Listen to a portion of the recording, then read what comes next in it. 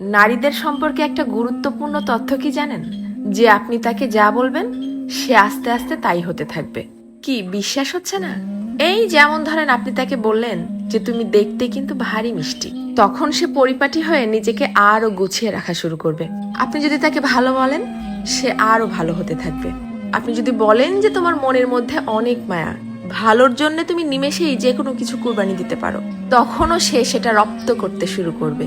কিন্তু যখনই আপনি তার খুঁত ধরা শুরু করবেন, তার ছোট ছোট ভুলগুলোকে বড় বানিয়ে তাকে সবার সামনে অপমান করে ছোট করবেন, সে এটা পারে না, সে ওটা করে না, সে একজন বেয়াদব, সে একজন অসভ্য, মুখে মুখে তর্ক করে, সে একজন মারাত্মক রাগী তেজি জিদ্দি মহিলা, এ ধরনের কথাগুলো যখন তাকে কষ্ট দিয়ে বলবেন, সে কিন্তু আস্তে আস্তে তাই হতে থাকবে। কারণ তখন সে ইতোমধ্যেই জেনে গেছে যে আমার আর ভালো কিছু প্রকাশ করার মতো কিছু নেই।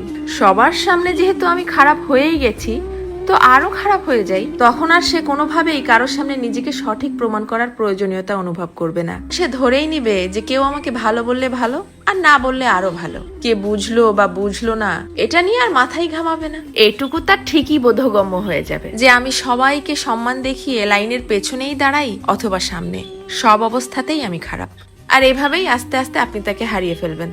আর একজন নারী কখনোই একদিনে বা একটা কারণে নিজেকে সরিয়ে নেয় না, এর পেছনে থাকে কোটি কোটি কারণ।